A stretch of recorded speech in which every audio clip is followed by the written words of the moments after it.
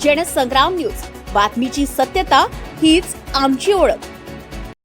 बोथली चांदणीत ग्रामसभेचा फज्ज, सरपंच उपसरपंचांसह ग्रामविकास अधिकाऱ्यांची दांडी।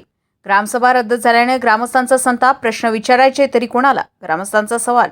मनमानी कारभाराविरोधात ग्रामस्थांचा रोष।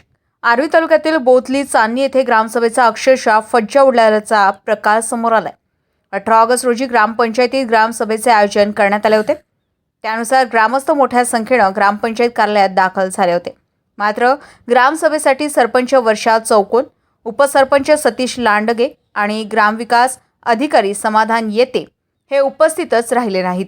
त्यामुळे ठरलेल्या दिवशी ग्रामसभा रद्द करण्याची वेळ आली। ग्रामसभा रद्द झाल्याने ग्रामस्थांमध्ये तीव्र नाराजी पसरली।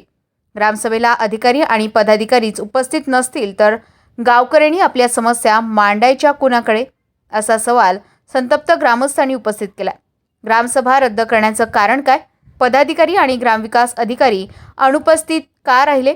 नागरिकांच्या प्रश्नांना उत्तर कोण देणार? असे अनेक सवाल उपस्थित करत ग्रामस्थांनी ग्रामपंचायतीच्या कारभारावर रोष व्यक्त केलाय।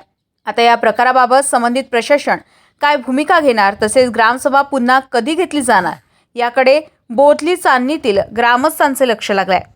पलाश उमाटे, जनसंग्राम न्यूज, वर्धा।